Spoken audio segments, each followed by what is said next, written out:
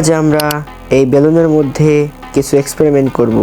সেগুলো হলো, প্রথমত এটার মধ্যে রোল দিয়ে আঘাত করব, তারপর এটার নিচে আগুন ধরিয়ে দেব, দেখব এটা ফাটে কিনা।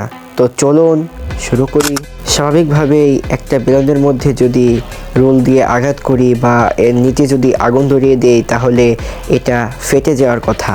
তো চলুন সকল প্রশ্নের উত্তর আমরা সরাসরি পরীক্ষা করে দেখি। প্রথমেই রোল দিয়ে আঘাত করব, আপনারা দেখতে থাকুন।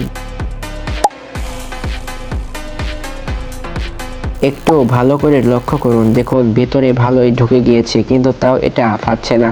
তাহলে বোঝা গেল পানি ভর্তি বেলুনের মধ্যে রোল দিয়ে আঘাত করলেও ওইটা ফাটে না। যদি বিশ্বাস না হয় তাহলে বাড়িতে ট্রাই করে দেখতে পারেন। তো চলুন দ্বিতীয় স্টেপে চলে যাই। সো ফাইনালি এখন আমরা পানি ভর্তি বেলুনের নিচে আগুন ধরিয়ে দেব। প্রথমেই এই ম্যাচটি দিয়ে মোমবাতির মধ্যে আগুন ধরিয়ে নিলাম।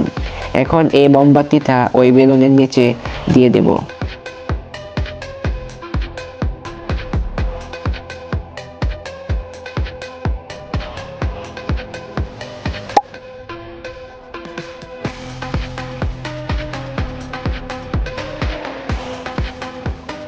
সো গাইস, অনেকক্ষণ এভাবে রাখার পরও বেলুনটা ফাটেনি। তাহলে আমরা জানতে পারলাম পানি ভর্তি বেলুনের মধ্যে আগুন দিলেও এটা ফাটে না। আজকের ভিডিওটা ছিল এই পর্যন্তই। সবাই ভালো থাকবেন, সুস্থ থাকবেন এবং আমার চ্যানেলটা অবশ্যই সাবস্ক্রাইব করে দিবেন। আসসালামু আলাইকুম।